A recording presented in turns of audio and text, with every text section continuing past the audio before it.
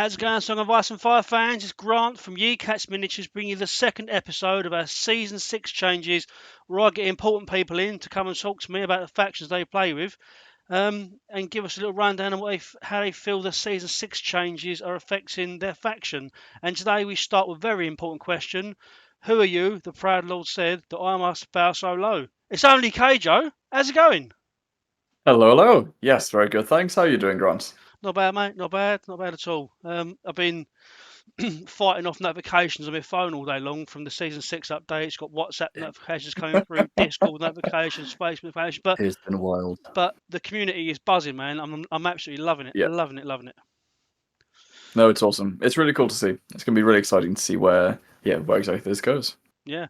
Obviously, you won the UK Nationals last year with Lannisters, so I'm really interested. I'm really looking forward to this conversation about how you feel these season 6 changes are going to affect House Lannister. Yeah, no, exactly. I think it's going to be interesting to look at because you have these very two different questions when you're talking about Lannisters. You have the Lannister roster as a general, and then you have actually what Lannisters are taking to and winning high-level tournaments.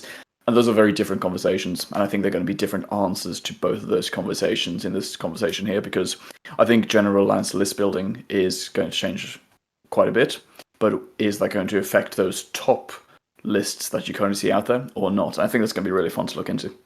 Yeah, I'm really looking at it and hearing, listening to you sort of break down and sort of talk about how this is going to affect House Lannister is really cool. That's really what I wanted to get into today, is to sort of understand how this is going to affect it. So we're going to crack on, and we'll start with with these episodes. Always start with going over the basic rules and how you think that may affect the way House Lannister are playing. So I'll start with obviously there is now no neutral commanders allowed in any other faction. Obviously you've win competitive with a lot of in Lannister faction commanders anyway, but is this going to change the way that you're playing? Does it make a massive difference to you not being able to take neutral commanders? So I think the thing to really think about there is when it comes to the neutral commanders, for Lannisters, there's really only ever been one choice, and at a point in the past, it was the auto-pick choice in many cases, as a meta anti-pick, and that was Roose, because Flademan Has No Secrets has always been amazing. Now, obviously, to anyone who's been playing for a while, Flademan Has No Secrets, because of the way that targeting changed a few years ago, obviously was absolutely kneecapped and wasn't nearly as strong as it then was before. So you haven't actually seen Roose for quite a while for that reason. Then obviously Roose Commander got his own nerf in the previous patch as well, which is obviously doubled to that effect as well. However, if something in the game becomes so unbelievably, insanely strong that you need a way to stop it, obviously Lannisters, they are the strongest control faction in the game, so we do have a lot of tools and abilities and cards that allow us to shut things off. But just having something like that, something like a Flademan Has No Secrets, which doesn't require a dice roll like Counter Strategy or Tyrion's Order or anything like that, that's always been a very useful tool to have in the toolbox, just as a safety mechanism against very extreme meta picks coming in. So not having that is going to be interesting, but like I said, you haven't seen Roose in the top tier meta for Lannisters since the targeting change. So I don't think it is going to change anything for now, but if there is something, previously I think Roose was very playable in Lannisters. Was he top tier competitive? Probably not, but he was definitely playable, and I think it's a shame to see him go. The rest of the neutral stuff, you didn't really have anything to write home about. You obviously had some interesting choices, but like nothing particularly crazy. So I don't think that's going to affect it too much. It was obviously a bit of a shame to lose some of that flavor.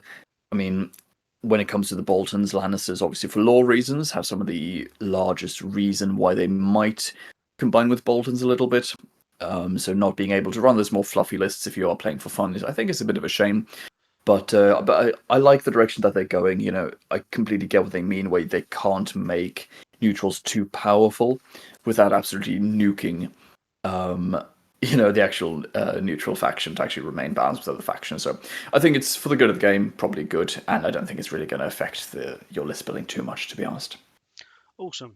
Yeah, as you say, it was only really Roose that we saw played in Lannisters loads. Obviously, Vargo's quite good, but Roose really played well into Lannister list, and it is a shame. I definitely share your sentiments that it's a shame that they didn't keep the door open for some fluff choices, like running Roose in Starks or Lannisters would have been really good because he does have a place in those armies. But I guess we get him as an NCU, so there's still a little bit of fluff to be there. And obviously, if you're playing casually with your friends, you can do whatever you like. So have Dario running in 100%. your Lannisters. Um, the one that's what I say it's a smaller change, but it's the smallest change around discussions, the sort of side of things. Obviously, they've now put in that an auto six is a double six is an auto pass, double one is an auto foul for panic tests and morale tests. How do you feel about that change? Not really much to discuss on it, but what do you think about that? It's one of those things. I dislike the idea of it. I dislike the foundation. I dislike the implementation. Does it really matter? Not really. Like Lannisters, yes, they are the panic faction, and there are exceptions. There are some very good players who are able to make panic mechanics work. But generally speaking, as a Lannister player, you're not going to be spamming panic effects. Like again, in the hands of a very good player, Red Cloaks can do well at a big event. But generally speaking, if you're looking at more standard tournaments, you don't usually see Red Cloaks doing particularly well unless you're dealing with someone who has just incredible knowledge of that. And so you never really, especially with how high the morale is in the game at the moment, you never really were dealing in the situation where you were, actually making impossible panic tests. Because even if you were massively playing into it and you're looking at a -6, -7, yes, you can do that. But also, even then, if they had a morale of 5, then okay, well then they still pass on 11 or 12 anyway. So it's very rarely going to matter. For me, I really dislike removing guarantees from a competitive game. If you want a game to be competitive, then you want to minimize the amount of randomness that can determine a game's result. And I think it's a pattern of behavior where essentially this is a way to introduce a very tiny fringe level of luck into the game that can swing a result. The amount of games where this, like I said, the amount of games where this is going to matter is absolutely minuscule. But I really dislike the idea of taking away guaranteed effects from the player. Because when you have a game, obviously, I'm not saying this should be chess where everything is completely guaranteed necessarily. Chess is fine and fun, but it's not what we're playing. Yeah. There should be there can be some randomness and some fun to it. That's completely fine. But when you go out of your way to introduce more luck-based aspects, where you go, okay, yeah, well, this will normally work, but on a 1 in 36 chance, it's just silly. Like there was no point to do it, and so I just like the idea behind it. I just like the implementation. But in terms of bad ideas, there's certainly much worse things that they could have done. Yeah. Like give free attachments to Boltons. Yeah, cool. Yeah, no, I pretty much agree with that. Obviously, it does add an element of luck and fun to it, but as you say, from a competitive side, it makes it a little bit tighter. So the last overarching change that we're looking at is the attachments. Now, obviously, we've seen and we're going to see a drop in points for a lot of attachments, and we've now got as part of the list building aspect of the game, the army building selection part of the game, 4 free points, in-house points that can be spent on attachments. So your 40-point list is now essentially a 44-point list with 4 points of attachments. Obviously, it seems to me, and from what I can gather from the general conversation that's going around, is that they're trying to make it a more fluff-based thing. So they're reducing the points of attachments, giving you free attachments to basically give you no reason whatsoever to not take these named characters and attachments in the game. How do you feel that affects the list building aspects of House Lannister? And is there anything sort of stands out for you at the minute?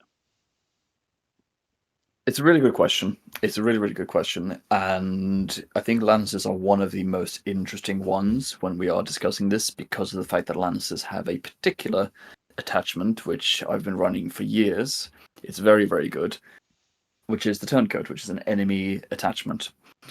The Turncoat was already, in my view, pretty much an auto pick in the sense that it's just amazingly good value.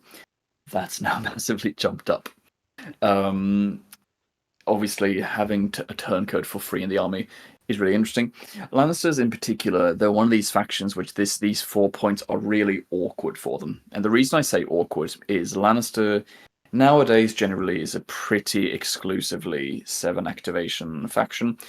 You can do 8, but in this day and age of very aggressive gameplay and very aggressive armies, playing without Tywin NCU is very difficult. I'm not saying it's not a good idea, I'm just saying it's very difficult. If you're very good, you can make it work.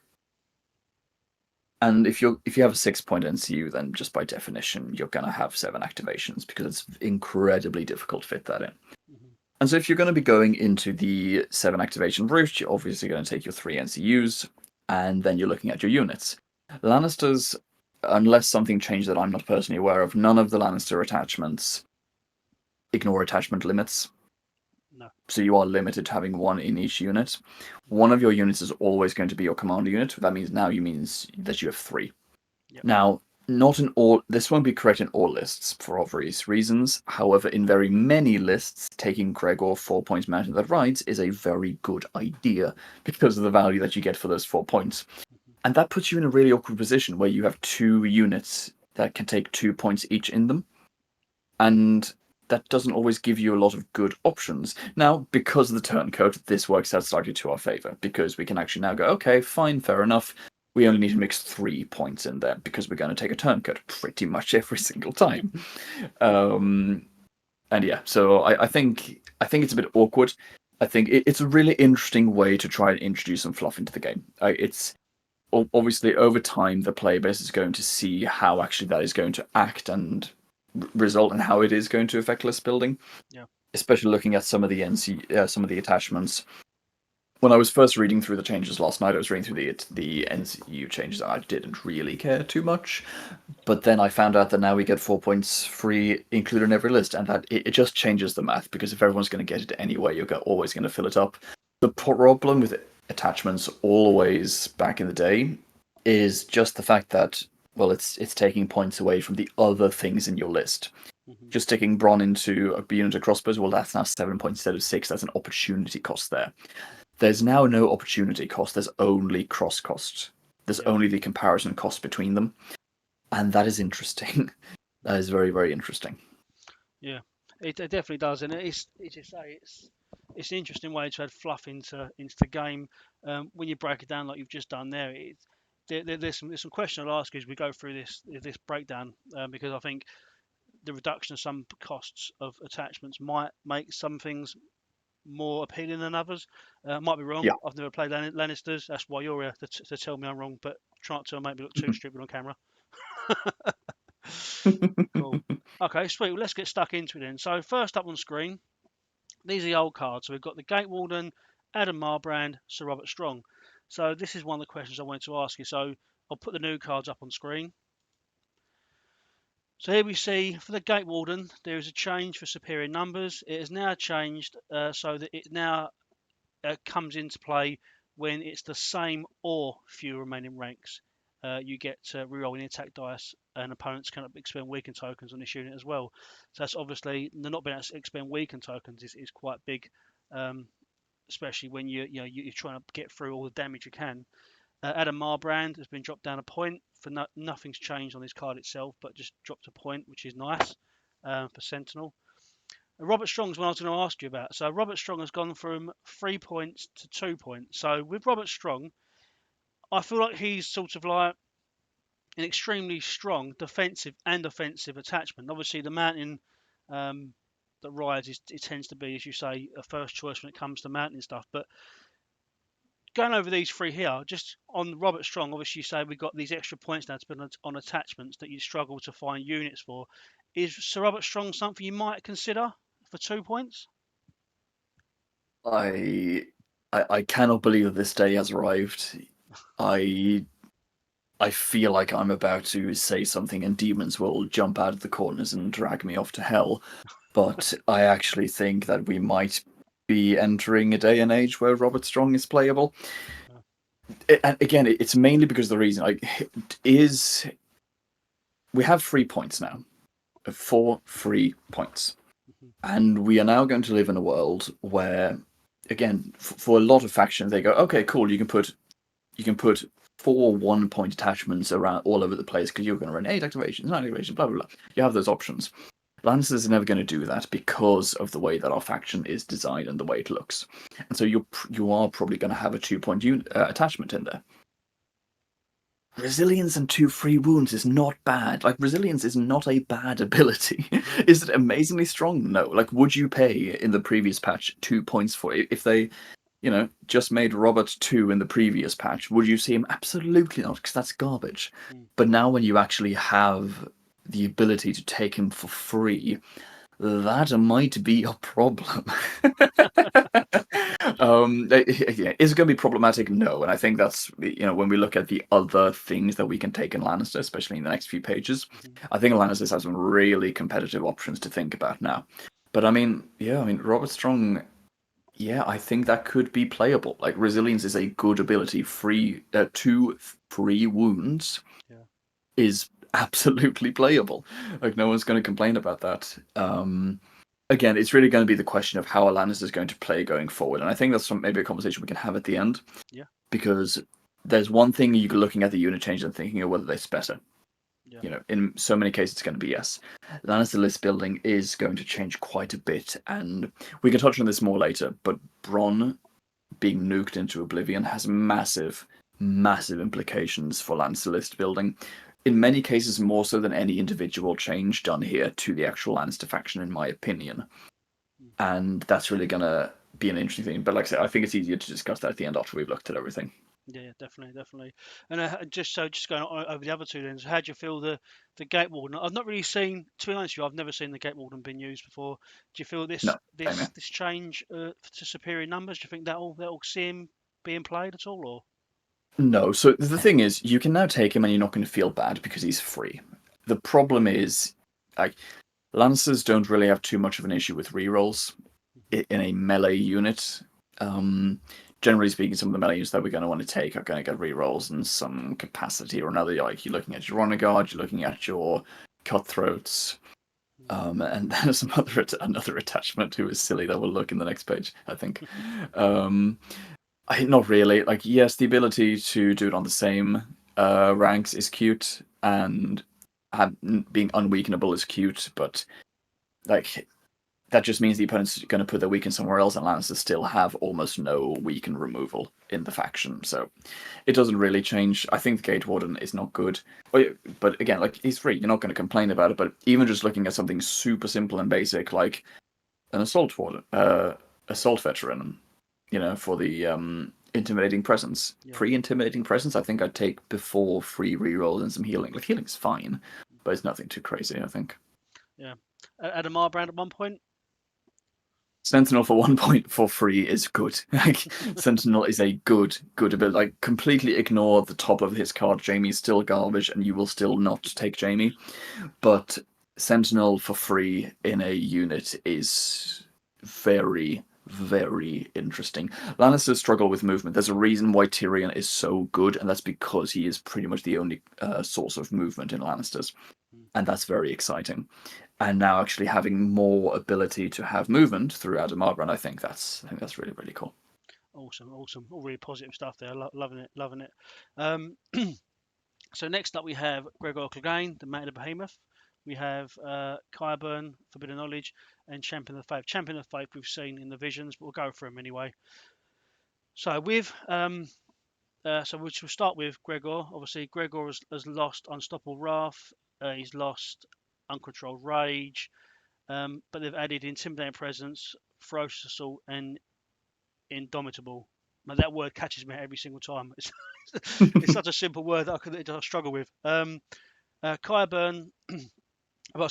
Gregor remains 3 points. Qyburn, they've changed the violent reaction. So instead of being -1 armor now, after completing your attack, you become vulnerable, which I think I prefer. And the Champion of Faith is now limited to 2 in an army, and the first Champion of Faith attachment is free if your army contains the High Sparrow. So obviously, if you're going attachment heavy, as we said, for you personally, there's not a loads of space for you to put attachments in. But you're now saying that if you take the High Sparrow or if you take the High Sparrow in your army, you're essentially getting 5 points for attachments for free. I'm going to let you just basically talk your way through this, man. If you want to go left to right from Gregor, finishing the champion. Yeah, so Gregor, I mean, there's one very obvious thing that sticks out, and it's really funny. Now, again, 3 points is excessive. Yeah. And again, like I know that we get 4 points for free, but using three of that, and then lol, you're going to take a turncoat for the fourth one. So this being your only thing you bring to the table, I'm not convinced. However, the idea of putting this man in a unit of brigands is absolutely hilarious because that quote unquote 6 points is now a unit of flayedmen. Like, that unit now makes flayedmen look like absolute pansies for 6 points. You get the vicious intimidating presence just like flayedmen. You get more dice on the charge. Yes, you lose the ability to have the crit blow, but still 7 dice on the charge is good. You get a panic die. A panic token on the charge, which is hilarious. And on top of having intimidating presence and the vicious, you have their own inherent rule, which gives you extra panic damage for each of your destroyed ranks. Yeah. That is absurd. Now, fundamentally, is that going to be something which is going to be meta-defining?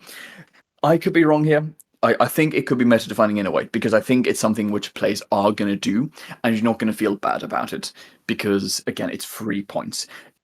Could you be more optimal? Probably. But is that a really dangerous 6 point unit which the opponent has to have a plan for? Absolutely. And because they're 5+7 plus, the opponent can have a plan for them quite easily. But again, that is an absurd amount of damage. Yeah. And it's very difficult to control them because of that Indomitable. Yeah. So I think it's crazy to say. I think that is going to be playable. I want to be clear. I don't think that is going to be the most effective use of Gregor. I think that is clear to say. You are sacrificing his attachment, his cavalry attachment. Yeah. You are sacrificing 3 other points, and again, there's some of that we'll touch on later. There are so many good attachments that you can have in Lannister. Yeah. That the interesting thing, like, where if you're taking Gregor, you're not going to have the mountain that rides. Which means now suddenly this whole problem we were talking about, if you don't have that many slots to put them in, that now goes away. Mm-hmm. Because now actually you do, because you're going to have your 3 units plus the commander. Yeah. Which means then you're going to have 2 naked units, which might be fine. But again, are brigands really winning you games? Maybe not. But I think it's playable. I absolutely think it's playable. Because, I mean, by definition, something which is free cannot be unplayable. It's true. It's very true. Yeah, as you say, I think, yeah, it's 3 points is a lot to spend, but I guess it just depends on your play style and how you want your army to run, I guess. Exactly. I mean, it is going to be absolutely hilarious. It is hilarious. Like, you run if you take your brigands and you stick Gregor in there, again, I do not think that is going to be the most effective way to play Lannisters, but I actually think it's going to be good enough with the way that people play the game right now that you are going to see it. You're going to see it in top end lists. Again, I think there are other things you can do which are better, but that's interesting.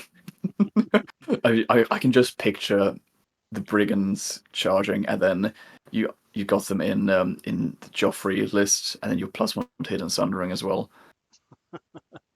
Yeah, That is just silly. just power through. Yeah, just roll the line up. Yeah, exactly. Nice. Yeah, Qyburn. Qyburn, I'm actually sad about this change. Qyburn, I liked him more before. Yeah, the vulnerable mathematically, it depends on what your save was.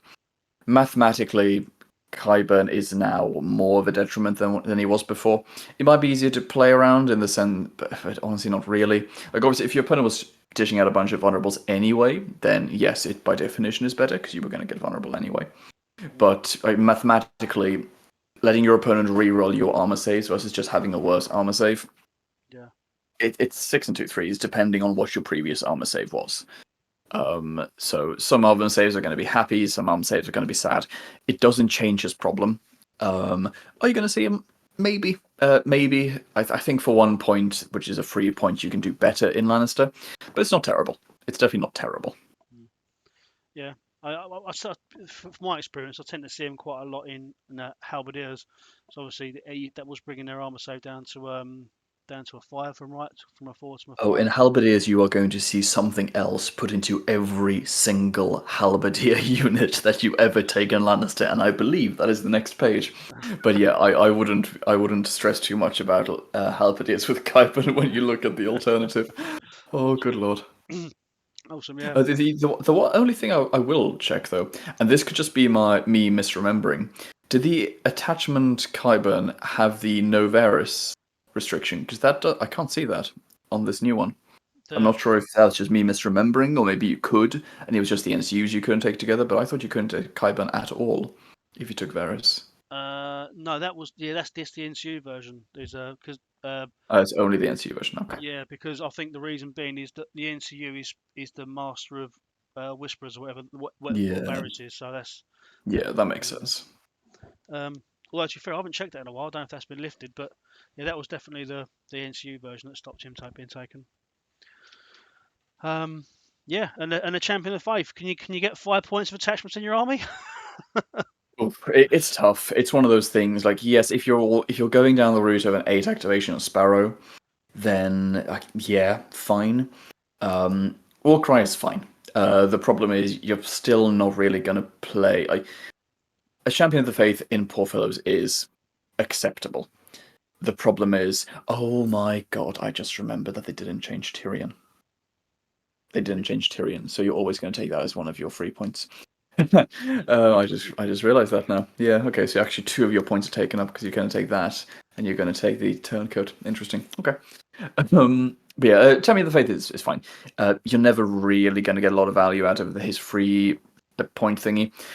I guess you could play Sparrow Commander and then take Gregor, the 3-point unit, and then you feel a little bit less bad. But yeah, Warcry is okay. Lannister doesn't have great token generation, so it's good to have a little bit of extra. The problem is Lannisters have terrible morale. And so even with the Sparrow's buff, you're not really going to be getting that much value out of them. I think, again, it's one of those cases where you have better 1-point attachments that you can pick for Lannister. Yeah. Okay, cool. Sweet. Let's go on to the next slide. The next slide is 2 Jaime Lannisters. So you've got Jaime Lannister, the Young Lion, Jaime Lannister, Kingsguard, and Arys Oakheart with Protection of the Crown. So I'll change to the new versions. Oh, good lord. So Jaime Lannister, the Young Lion, has dropped to 1 point. Jaime Lannister, the Kingsguard, has stayed at 2 points, but if you take Cersei Lannister, you reduce the cost of him by 1 point. So he then becomes a 1-point attachment by including Cersei Lannister in the army. And Arys Oakheart, who's got a new version of Protection of the Crown, which I really like. So it's while you control the crown, each time his unit is attacked, it may reroll any defense dice, which is what he had before. But this time it's added that any opponents cannot expend vulnerable tokens on this unit as well. So it really makes him a nice protective piece. But I can hear you chortling in the background there, Kojo. What's on your mind? Martial training and stalwart for 1 point is absolutely hilarious. That is hilarious. And I'm going to tell you why it's hilarious. Now, genuinely speaking, as ridiculous as this is from objective measures, Yeah. it doesn't matter massively to Lannister. The reason being, Lannister is not a faction which generally relies upon melee infantry combat to win. Yeah. Yes, there are exceptions because of Gregor, but I mean, we're going to look at what they did to poor Gregor, and I mean, is that going to be as true anymore? I'm not sure. So, martial training is not crazy. However, in a world where you have free attachments, and you have a certain unit called halberdiers, putting Jaime in halberdiers and having that be a 5-point little bunker is absolutely hilarious, because the problem with halberdiers before is obviously if they shoot you, you're just going to die. Now that you're going to be morale 4, you're not as worried about that. And charging halberdiers, yes, it wasn't never really a good idea. However, on average, halberdiers are only going to do a few damage anyway, like maybe 1, 2, 3.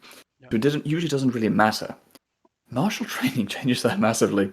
And what's so funny about that as well is for anyone who doesn't know, the timing of martial training when you have set for charge is absolutely hilarious. Because normally, when someone attacks, they declare martial training, they have a weaken token, they do their rerolls through martial training, then the opponent goes, okay, I'm now going to spend my weaken token, I'm going to make you reroll all those hits. That is not the correct order of operations for an attack. That is the correct order of operations for activations. Yeah. And so everyone's been playing it correctly. I'm not saying anyone's been doing it wrong. You do indeed spend the weekend after martial training. However, it's not because you are the attacker. It is because it is your turn that you are attacking on. Yeah. If someone charges you, unless you've done something very stupid, they are charging you on their turn. Which means it is their turn, so they would resolve their, after rolling it, their attack die effects first, which is the weaken token, and then you get your rerolls. Yeah. And that is a very big difference. So now suddenly, when you are charging in, you are not only taking 7 dice on 4s, with Sundering, you are taking 7 dice on 4s with rerolls and a vulnerable token, and your weaken doesn't do as much. So I think that's scary. Yeah. I think that's really scary for 5 points. Again, is it game changing? No. Like, all you do with a unit like that is you just don't charge that unit as the opponent. It's not that difficult. But it turns the Halberdiers from one of the best 5-point boxes that we had in the game to just even better. Yeah. Which is good. Yeah, no, I totally agree, mate. I totally agree. The we established that he's a good attachment for 0 points. Is it? Yeah. Are you taking him in most lists then, or is it dependent on what the list is built to do? It really depends. Again, you're going to be in this situation in Lannister where if you have your commander's unit and you have your Gregor unit, you're probably going to have 1 infantry and 1 cavalry. Yeah. If you take Tyrion commander, nice and easy decision. The difficulty you're going to have is, again, just really going to be the decisions you make. You can put him in Halberdiers and you're going to be happy about your life. That is a good life choice and you can be happy. Yeah. The problem is, and I can't believe I'm saying this, but I mean, I'm also considering Jaime attachment, so hey ho. You have Robert Strong, and, Stalwart is amazing, but resilience is better. Yeah. Yes, martial training is better, but it's great, but 2 free wounds, probably better. And so, I think he can see play, but it really depends on the way that you build your list. Yeah. Yeah. Because again, you have 4 points and you don't have that many units to put them around in, so you're probably going to be doubling up on points in a unit. So yeah. Yeah. I mean, I think that's when you start looking at Robert Strong and Halberdiers is when I think he really comes into his own. Because I think then, you're set for charge, you do your auto 2 wounds, then you activate, you attack, you do another 2 wounds. That's effectively berserker tactics without taking any wounds to do it. Well, not that you do that anymore. Berserker tactics has changed, but do you know what I mean? That's 4 wounds without even rolling any dice. Yeah. Yeah. Exactly. It's interesting. Definitely, and I think that's that for me is what's been great about this season update, this new version is that you really got the opportunity to take some of these attachments and get them working for you. Jaime Lannister, Kingsguard, is he an option for you? No. Counter-Strike does nothing for you in most games, and Expert Duelist is just bad. Like, Expert Duelist is 1 free point of damage. You can go Yahtzee and go for the 5 plus, but I mean, it's not going to win you games, and if it does, then that was probably a silly strategic choice, because you can't build plans around a 5 plus, at least not reliable ones. And so, no, like, if you're like, it's cute now that he's 1 point if you take Cersei, but I mean, if you compare the 2 Jaimes together, the other Jaime's just better, I think. Yeah, I think that's the problem there, isn't it? Is that they both can be 1 point, but Jaime Lannister, the Young Lion, still I feel is a better choice than Jaime Lannister, Kingsguard. Yeah. Even if I think reduced to 1 point. And Arys Hokeheart, it's a cool change though, right? Not being able to expend vulnerable tokens. Yeah, it's definitely cool. It's definitely cute. The problem that you have is just fundamentally the fact that Lannisters never won the game by defense. Lannisters is not a tanky army. We're not Baratheon, we're not Brother Without Banners, we're not one of those factions that rely on surviving. We are a faction which do an incredible amount of pinpoint damage, Yeah. and we do that at the right time, and we use the opportunity of that damage to control the rest of the game. And we use our control mechanics and our control cars and control units, controlled NZUs, to then, once we have done that point click delete effect pretty much whenever we want, we then remain in control for the rest of the game. Yes, defensiveness helps you a little bit, but you're not Lancers are never going to win by walking onto an objective and then surviving the entire game. That's just not how we play. So it's a good change. He's better than he was before, but no, you're not going to be considering him in high-end competitive lists. I think. Cool. But I mean, we've got to be positive because we're having a conversation and it's positive about Jaime Lannister, the young lion, and that's not something that we've heard in a long time. So no, it's awesome. That's something we've never heard.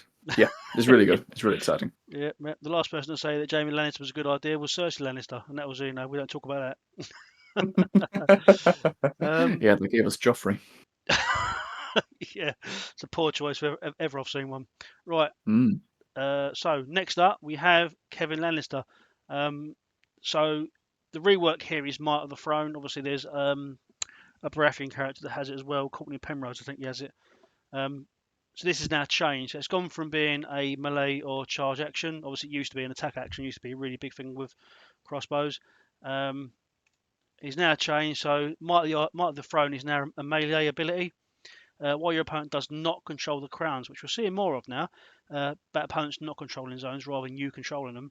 Each time this unit attacks, it gains +1 attack die to +1 attack die to melee attacks, and counts as rolling 6 for all charge distance dice. Now, they're really pushing for Kevan to become sort of like a melee commander. And I like this. I really like this change to Might the Iron Throne. I like that you count as rolling the 6 for charge distances, which is quite nice, and the extra attack dice. But how do you feel about Kevan Lannister? I know you was a massive fan of him when he was a range commander, but how do you feel about him now? Yeah, it's tough. I'll be honest. I find this a little bit sad. To be honest, I think that this is a sad change for him.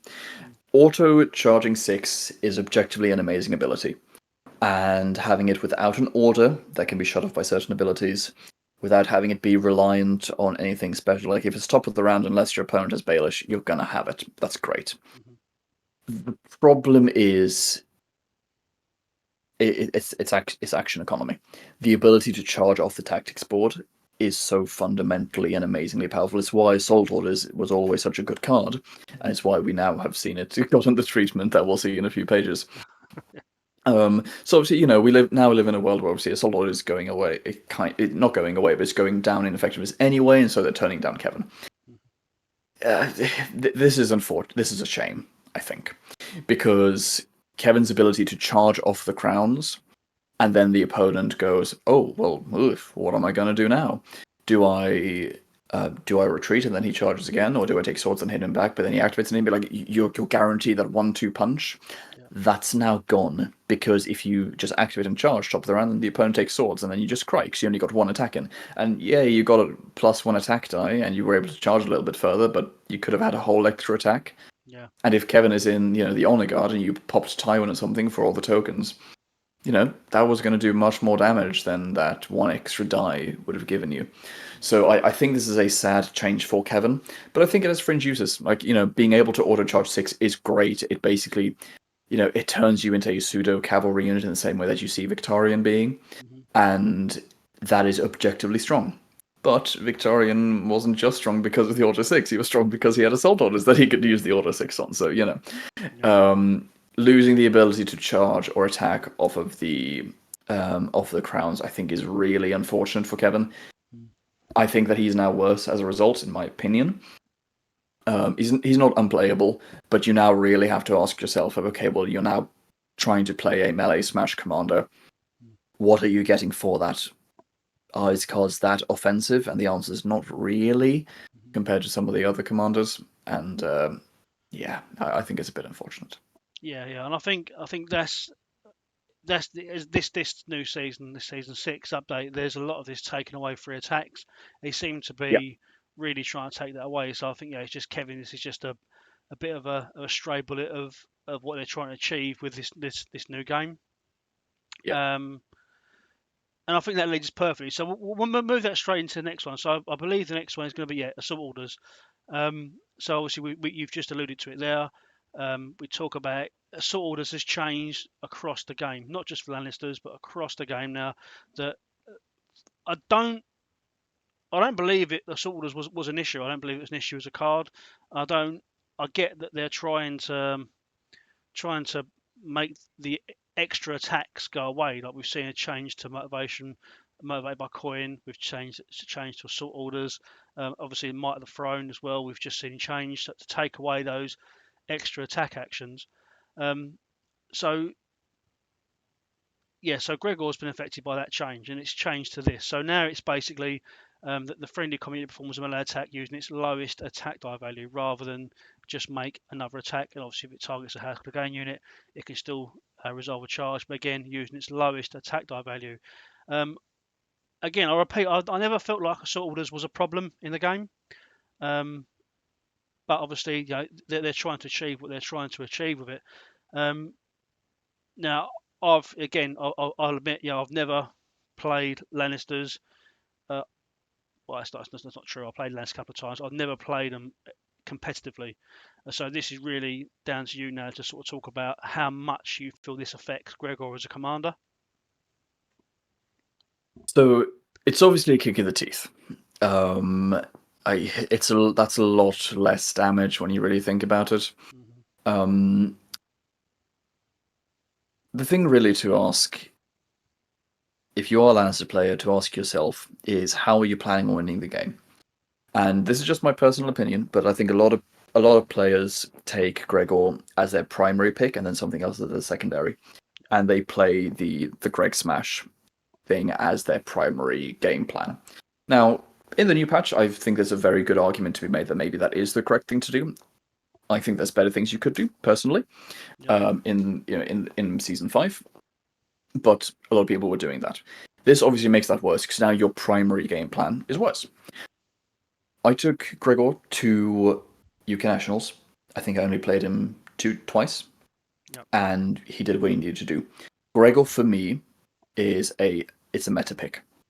My Tyrion double bow list is my go-to all-rounder list, but the Tyrion double bows has some terrible matchups, and Gregor is solely there to answer those matchups. Does doing 2 less damage on assault orders, if assuming you hit with all those extra dice, because Gregor was an honor guard, your max dice was 7, your lowest is 5. Does that massively change how I would play that list? I don't think so. Is it less effective? Absolutely. And that's a problem, because the things that I was running Gregor into is stuff like your Tullycab. You really needed every single pip of damage you could to really push through. But also, they also got a weaker assault orders for them as well. And they lost things like the Umber stuff and stuff like that. So, everything is being toned down. Gregor's assault orders is still the strongest assault orders in the game, because of the fact that you can do it on any Clegane unit on any zone. Yeah. The Stark one, it's on any unit, but only off the swords. On pretty much all the other ones, it's any zone, but it has to be your commander. And I'm referring to the charge, because that's by far the most important part of the assault orders. So Gregor still has the best assault orders. That's something very, very important to note. You can make an argument that, obviously, Tully Cav can still use the Stark one on the swords, and them losing 1 die really does not matter in the slightest for them, because they go from 9 to 8 dice. Yeah. So that's still whatever. So you can still make that argument, but in terms of just the actual wording on the card, Gregor's one is still the best one in the game. And so if you like Gregor, this isn't going to make you like him less. He's going to do less, but Gregor is, for me, I just find him so boring to play with, because it's just such a brain-dead way to play. And Lannister is such a fun faction that has so many tricks and strategies, and then you throw all that out the window to just move forward and smash. It's not the way I personally enjoy playing Lannister. Other people do, and that's fine, but yeah. This makes Gregor less of a silly pick, in the sense of he's just so good at what he does, and I think that's good for the game. And again, everyone is being affected by this. Victarion has this happening to him, and yada yada. So, yeah. Yeah. Obviously makes it worse, but I wouldn't worry too much about it. So do you? Obviously, you're going to the Invitational this weekend. We won't discuss what you're doing there because I'm looking forward to seeing how you do. But going forward, is Gregor still going to be your choice, or do you think he's going to be replaced? Is this a change to sort of enough for you to change commander, or is it just a slight tweak in how you're going to play the game? So Gregor fundamentally, like I said, is a meta pick. And if the meta changes, then the meta pick list changes. The Tyrion list is going to have to change by definition. It's Yeah. probably going to have to change quite substantially. What that's going to look like, I don't know. Time will tell. We'll see who figures that change out. Because I mean, the Tyrion double bow list, as we know it, is done. I think that you can still play a variation of double bows. I think double bows still absolutely has play, Hmm. but you're going to build it in a different way. And the way you choose to build that is going to change the way that the other part of your list pair is going to function. And that's for me where I look at Gregor. Like you never look at a commander in isolation. You look at what a commander does for you in your list pair, because it doesn't matter how good your list is or what it does, all those kinds of things. If you don't have a pair, and we see this so often with players where they take two lists which are slightly different but do the same thing, Yeah. and they wonder why they have these really bad matchups. Well, it's because they don't. And it's understandable because it's not an easy thing to do. But you need your two list pairs to complement each other. They need to do different things, not just Gregor smash in one and then Honor Guard Sparrow smash in the other. Like they both do smash. The difference is Sparrow's worse at smash and slightly better at defending. So you need a little bit more. You need a different game plan. You need a different strategy of how you're going to combat those things, those units that you are scared of with your primary list. Yeah. And so I think Gregor was playable. He's still playable. I still find him really brain dead to play. And if I can find an excuse not to run him, I will. Yeah. Yeah. Cool. Okay. Well, I'll be honest. Yeah, I could talk to you for hours about the game. I think you've touched on something. We always talk about potentially doing a series together. We've sat down, we've penned down what that's going to look like. We've never got around to doing it, but I definitely feel like we should do that at some point quite Yeah. soon. Because listening to you talk about two list formats is a conversation I have with multiple new players, and it's trying to get them to understand what that is about, what the two list format is about, which is a great conversation. I think we need to have that conversation. We'll crack on with the Lancer stuff, but we should definitely at some point make that series happen because that's a conversation I would love to spend more time sort of talking to you about, if that's cool. Yeah, that'd be awesome. Absolutely. Sweet. Okay. Next up, we have a unit change. So it's the Lannister Sea Watch. No points changes. The only change we see here is Domineering Pride goes from being uh, engaged to enemy with fewer to same or fewer. Obviously, you're already running several units of these in each list. With this, is this change you using them? Nope. Nope. Nope. Nope. Nope. Nope. Nope. They're still one of the worst 6-point infantry units in the game. So with Lannister, you have this really interesting discrepancy where any time you have an infantry unit that is 6 points, you really have to ask yourself why you would ever take it, because you have two 6-point units who are so good in Lannister Yeah. that, again, this is from a competitive perspective, you have to have a reason why you would take that unit over the core two. And the core two is crossbows and brigands. That should be quite clear. Crossbows have a guaranteed threat range of 14 inches. Hmm. Brigands have a guaranteed threat range of 13 inches. Hmm.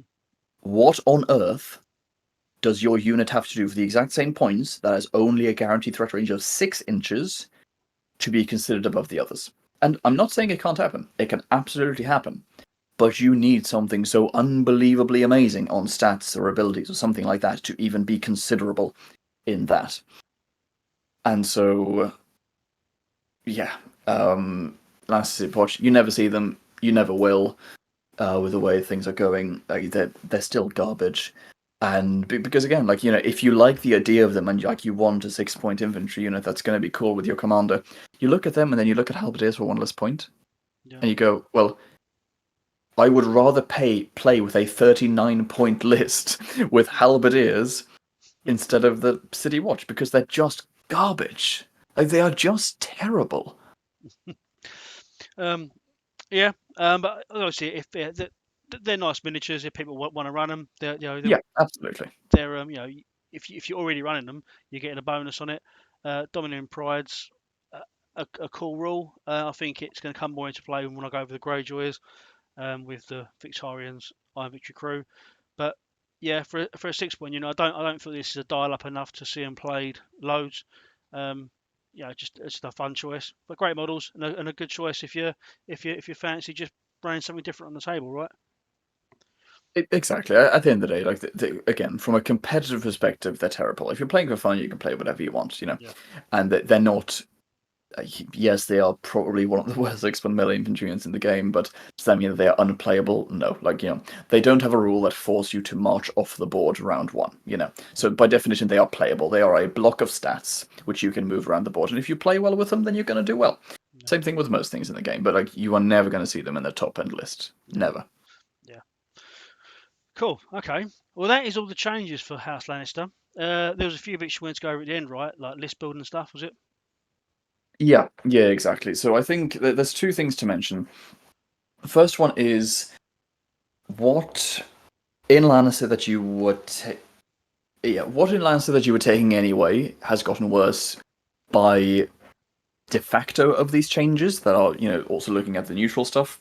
And then we also have what are other things that you weren't taking in Lannister which you will now consider because of the free points. And those are two different points. And I think the first thing to mention, which I think is the most critical for me, as someone who's been running the double bow list for God knows how long, Bronn has. I don't know if Bronn is good or not. I genuinely don't care. Bronn isn't a shooting unit anymore, and that is the most important thing. Yeah. That is really, really, really impactful. The double crossbow list was really designed around the idea of having the Gatling guns, and you can still do it with Peter, but having the ability to shoot off of bags without Peter's involvement was so fundamental to how the list operated because you had such a volume of shots. Yeah. Now, I genuinely think that you can still run double bows and you can still do well, but you're going to do well in a different way. And but I think the fact that like Bronn going away is going to make the list much harder to play because it still isn't very easy to find the right position where you can get the Gatling to start running without being at risk of being charged. Yeah. But now, but it is still an easier prospect versus how do you make the list work without that Gatling mechanic, the Gatling mechanic. It's still going to be possible, I think. But I think you really have to reevaluate that list and change the way it looks. Also, because now suddenly it's now a 38-point list because Bronn's going away and the turncoat that was in there is free anyway. Mm-hmm. So you have 2 points to fill, which is really tough to fill because if you put an attachment into the Knights, that's free anyway. You put an attachment into the crossbow unit, that's free anyway. And Gregor is a 4-point cavalry unit. And yeah, you can upgrade Gregor into Brigands, but is that actually better? I'm not convinced it is. It might be. It might be, but it's not as obvious as just, oh yeah, Brigands is definitely better than Gregor, which is crazy to say. But like, Brigands, they serve a completely different role. Gregor, in many cases, does more damage. Brigands, in some cases, do more damage. Yeah. Gregor can be very easily one-shot. Brigands are quite hard to one-shot.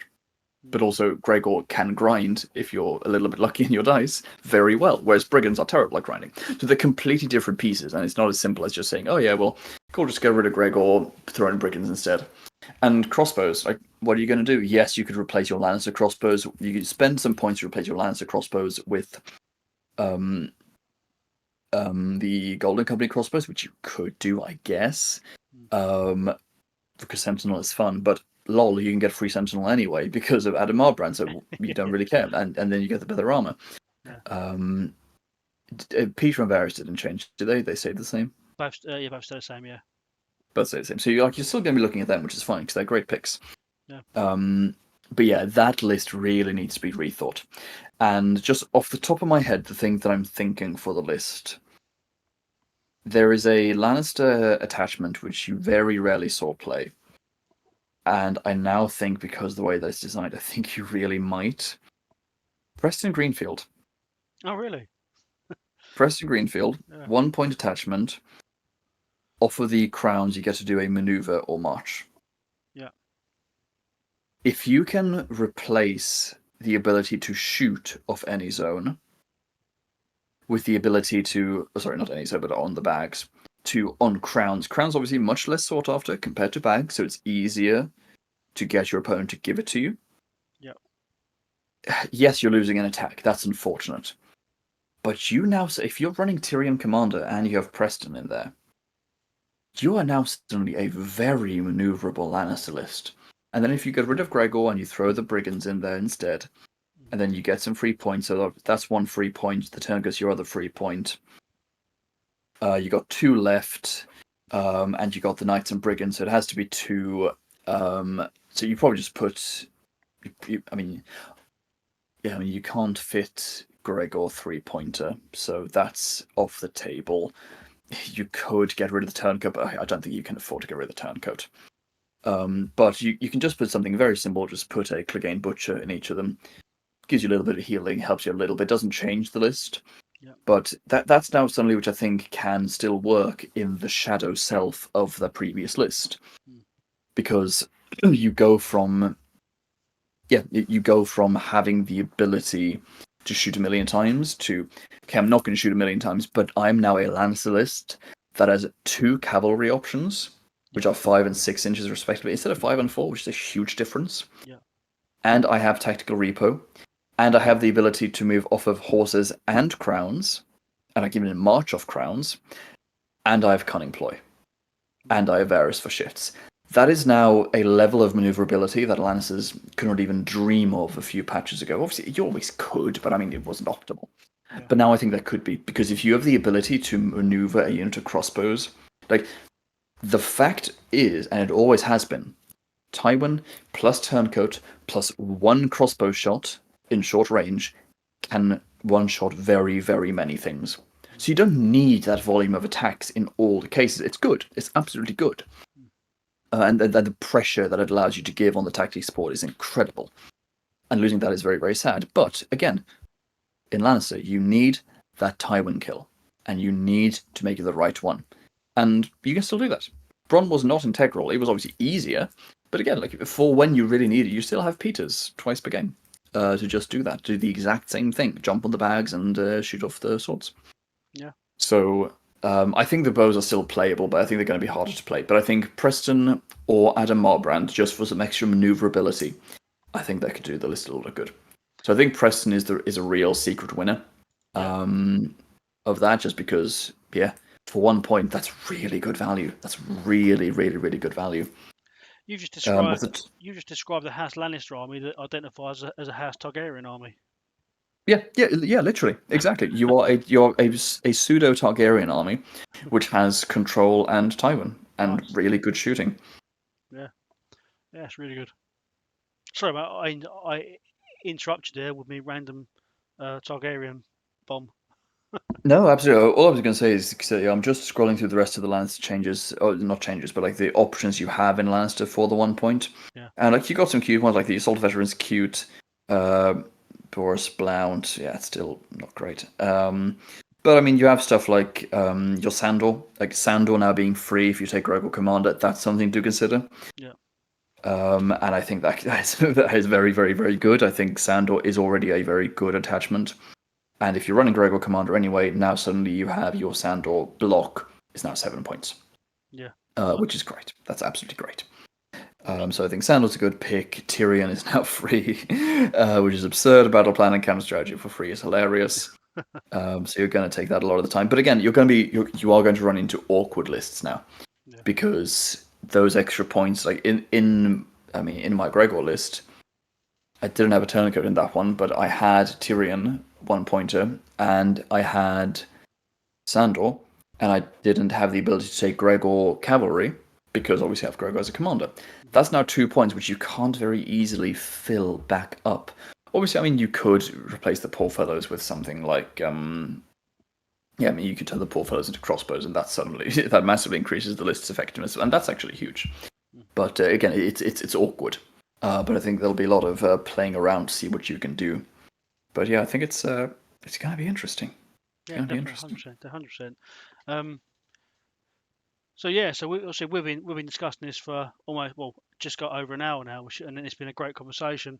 I know that, so prior to recording, we was talking, and you were saying you've been quite busy lately, so you've not had loads of chance to look over the changes. But what I like to ask the guests as well is that what is the one change you've seen, not just Lannister, so across the board, what's the one change you've seen from any faction that just made you think, wow, do you know what I mean? It's what a massive change.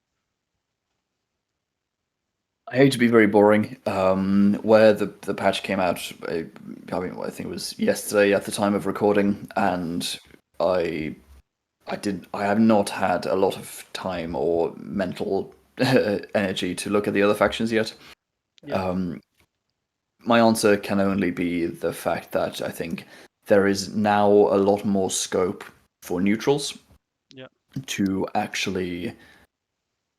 Yeah, there's more scope now for neutrals to really come into their own. Not because I think neutrals got a bunch of massive buffs, I don't think they did, but just the fact that the neutral commanders now aren't open to all. It gives Simon the ability to down the line create some really crazy stuff, yeah, which is what neutrals need. yeah, So I think that would be one. Second thing is Blackguard for 5 movement yeah, is now. I think Boltons should be quite happy with that. yeah, Are Boltons, massively better now? I'm not saying that. I'm not going to say one way or another. That's for Dan to decide. But it's, that's huge. yeah, That's huge. Like that 1 inch movement is so massive. Like there's a reason why you never see Lannister guardsmen in Lannister because that 4 inch movement is really bad. And on top of the fact that you just don't do much in many cases, but in Boltons, because of the design of the faction, you are kind of forced into taking them if you're taking Roos Commander. yeah, And so you are, in a way, hamstringing yourself whilst taking the most effective option. yeah, But now, it turns out a lot better for you. yeah, And yeah, so I think Bolton should be quite happy with that. I think you are going to notice an increase in win rate. Again, are you going to notice a huge difference? Maybe not. But again, time will tell. Time will tell. yeah.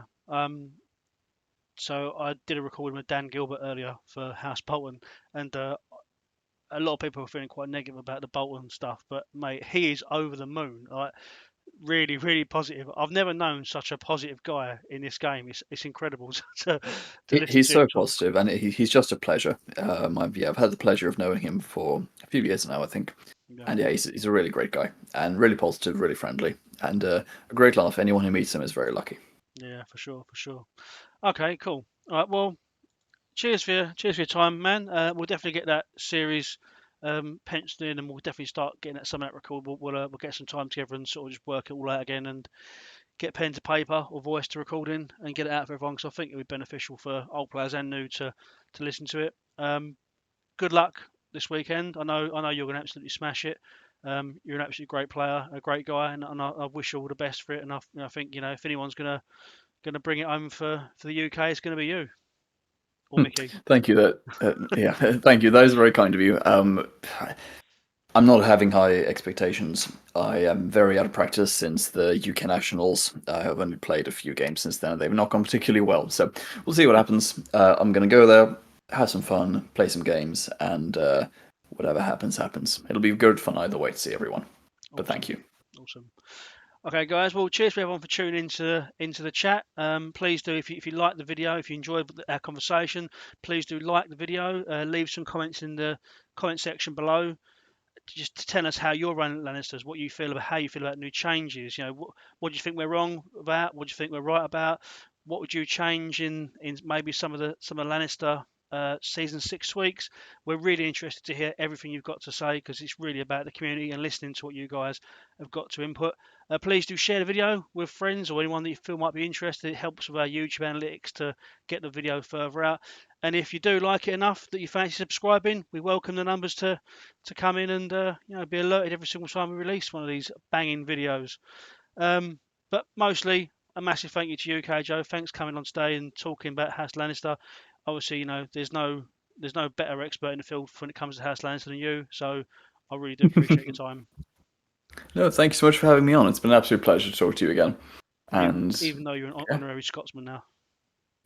oh yeah, exactly. Living up in the very cold and brisk north, and now going to tournaments is 4 times as expensive. Lovely. Awesome. Okay, man. Right, you take care, dude, and I'll see you soon. Looking forward to it. Take care, man. Bye.